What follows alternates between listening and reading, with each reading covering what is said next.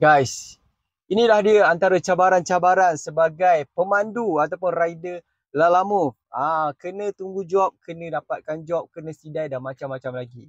Okay, so aku rasa lama juga aku tak buat video dekat aku punya channel ni tentang Lalamove. Alright, tapi tak apa. Untuk video kali ni aku nak kongsikan dengan korang antara beberapa cabaran, okay, yang korang boleh untuk ambil sebagai info. Okay, mungkin ada rider baru kan ataupun yang dah lama kan mungkin nak tahu apa cabaran-cabaran dan juga masalah-masalah yang sering dihadapi oleh rider-rider ni ataupun customer ke kan, nak tahu apa masalah-masalah rider ni, aku akan kongsikan dekat sini antara cabaran yang korang kena hadap sekiranya korang nak buat job Lalamove ni. Alright, sebelum tu kalau korang boleh subscribe, jangan lupa tekan subscribe dan tekan like dekat bawah tu. Jom kita kongsikan.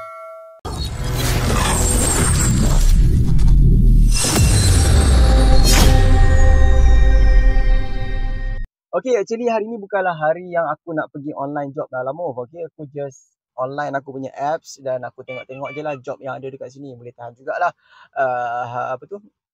harga dia. Okay, ada yang biasalah harga tinggi, harga murah, ada yang harga terpaling murah kan. Sekarang ni kalau tengok job motor dah jadi RM4 lebih kan. Dulu tak salah aku job motor paling minimum pun RM4. Paling minimum pun RM5. Sekarang ni RM4 pun dah ada. Aduh, job pulling pula tu.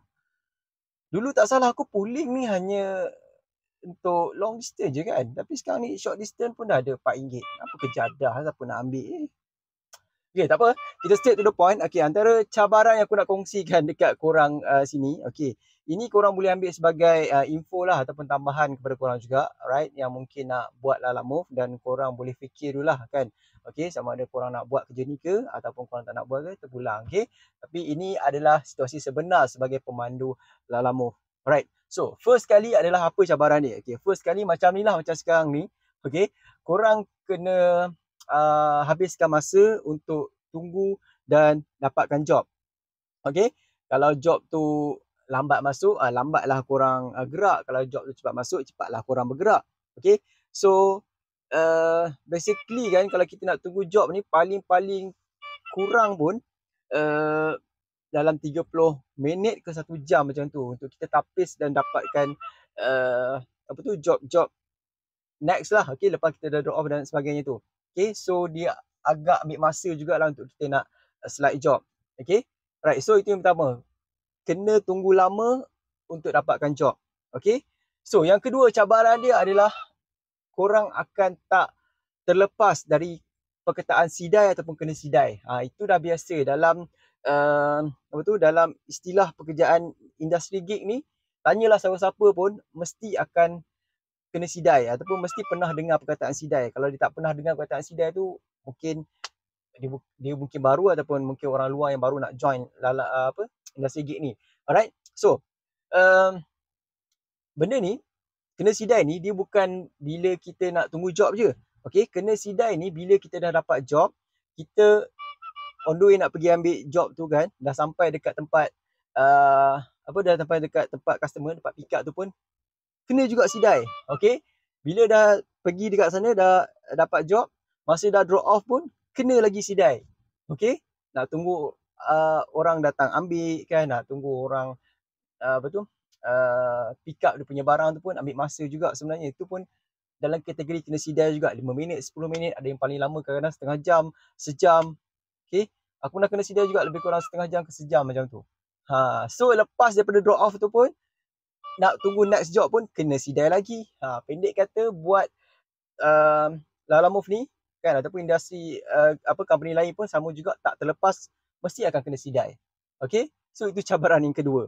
Alright, kena sidai. Okay, yang ketiga adalah cabaran dia apa? Cabaran cuaca panas lah. Okay, dekat luar macam ni, especially untuk yang naik motor tu. Lagilah kan, okay, kena tunggu job pun dalam cuaca yang panas. Walaupun kita berteduh dekat bawah pokok pun kadang-kadang terasa bahang dia. Okay, nak bawa hantar job pun kena redah panas kan. Okay, hujan lagi. Yang naik kereta tu alhamdulillah lah kan ada aircon dan sebagainya. Okay, tapi kalau nak jimat minyak kan, takkan kita nak buka aircon 24 jam, nak tunggu job pun nak buka aircon kan, nanti dah lah income tak seberapa kan, kena keluar duit pula lebih kan bila buka aircon, minyak pun berjalan. Alright, so macam itulah aku cakap. Okay, cabaran dia adalah cabaran cuaca yang ketiga ni. Okey, yang keempat adalah cabaran daripada segi harga. Harga mana-mana apps pun sekarang ni boleh dikatakan harga dia tak tetap ataupun tak menentu. Okey, macam aku cakap awal-awal tadi itulah video aku tu. Alright, dulu aku nampak harga paling-paling minimum untuk motosikal dekat kawasan Klang Valley ni paling-paling pun RM5 lah. Right? Tapi sekarang ni aku dah boleh nampak harga RM4 ada dekat dalam apps ni. Dulu RM4 tu kawasan-kawasan luar tu adalah aku nampak Penang, Melaka sebagainya. Okey, tapi sekarang ni dekat KL pun dah ada harga RM4 dah. Right? Dan harga tu tak mustahil akan jatuh dan jatuh lagi. Okey, dan setakat ni aku tak pernah nampak lagi lah. Right? Harga mana-mana company dia semakin naik dia naik. Okey. So cabaran dia yang keempat adalah daripada segi harga lah. Okey, bila harga tak menentu macam ni pun dia akan effect kita punya income juga. Alright, kita kena bekerja lebih untuk kita nak kejar kita punya target. Alright. So, yang kelima, cabaran yang kelima ni adalah cabaran daripada kita punya daripada segi kita punya kenderaan lah. Okey, kereta ke motosikal ke akan cepat rosak bila kita buat servis inilah. Okey, penghantar ni. Okey, of course lah nak kena tukar spare part. Okay, contohnya macam brake pad cepat rosak, cepat habis, tayar cepat botak. Okay, apa lagi, minyak hitam nak kena servis cepat. Okay, macam-macam lagi lah part-part lain yang menyebabkan kita kena keluar kos yang lebih untuk nak pergi buat servis ni. So bila kita buat kerja-kerja ekonomi gigs ni, at least kita kena ada simpanan lah sehari. Kalau untuk motosikal tu aku pernah bagi tahu dulu, korang kena buat simpanan at least RM5 sehari. Right, untuk kereta ni mungkin kita boleh saving dah RM10 sehari. Okey, benda tu akan membantu kita punya kewangan bila ada problem lah, ada problem macam contoh tayar botak, okey, nak tukar brake pad dan sebagainya. So dia tak effect, dia tak mengganggu kita punya income yang lain juga. Okey, bila kita dah ada buat saving macam ni. So itu antara beberapa lah cabaran-cabaran yang korang kena hadap bila korang buat job yang macam ni. So ini cabaran yang biasa tau. Aku tak ceritakan lagi cabaran-cabaran yang lebih besar lagi. Okey, ada banyak lagi cabaran sebenarnya kalau nak diikutkan sebagai pemandu Lala Move ni. Contohnya macam kena scam, okey. Contohnya macam salah location, okey. Contohnya kita kena hadap lagi dengan kerenah-kerenah customer kan. Ada yang tak puas hati pergi downkan kita punya rate, report dekat customer service, kita punya account kena ban dan macam-macam lagi lah cabaran-cabaran besar lain, right, yang kalau aku nak senarai dekat sini memang banyak gila. Okey, so itu antara cabaran-cabaran basic lah, right, yang kita kena hadap sebagai pemandu ataupun rider ekonomi gigs ni. Okey, so aku rasa tu je kot video yang aku nak kongsikan kali ni.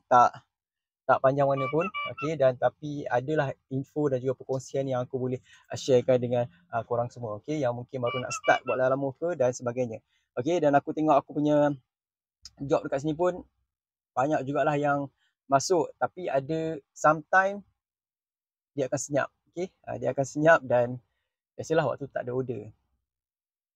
Aku kira kalau nak diikutkan aku punya account ni lama gila dah aku tak online ni sebenarnya. Kalau tengok aku punya income statistik ni, nampak tak dah banyak gila kosong ni. Weekly, monthly pun korang boleh nampak lah aku punya income Lala Move ni pun dah tak stable lah. Aku dah tak online job setiap hari dah. Okay, boleh katakan sebulan sekali pun aku dah susah dah nak buat kerja-kerja macam ni. Okay, sebab apa? Aku malas. Sebab itulah, okay, cabaran yang aku beritahu tadi itulah.